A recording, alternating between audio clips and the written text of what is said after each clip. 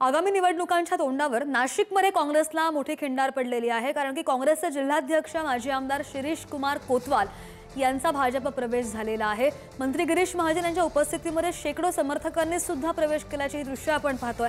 काही माजी नगरसेवकांचा सुद्धा भाजपमध्ये प्रवेश झालेला आहे। मुख्यमंत्र्यांच्या दौऱ्यापूर्वी भाजपमध्ये मोठ्या प्रमाणावर इनकमिंग सुरू असल्याचे दिसतंय। बातमी पाहतोय नाशिकमध्ये।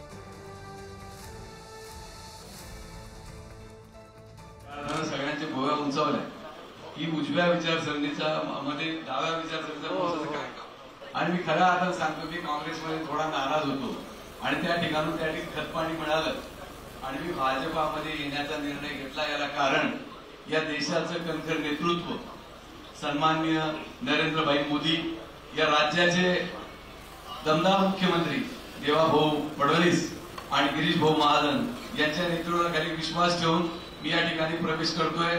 आपलं सगळ्यांचं मनापासून मी या ठिकाणी स्वागत करतो। आजपासून आपण सगळे भाजपवासी झालेले आहात। शिरीष भाऊ, जरा तुम्ही अनेक दिवसापासून काँग्रेसमध्ये आहात, आपण दुसऱ्या पक्षात गेले नाही ना? एकच पक्ष राष्ट्रवादी होते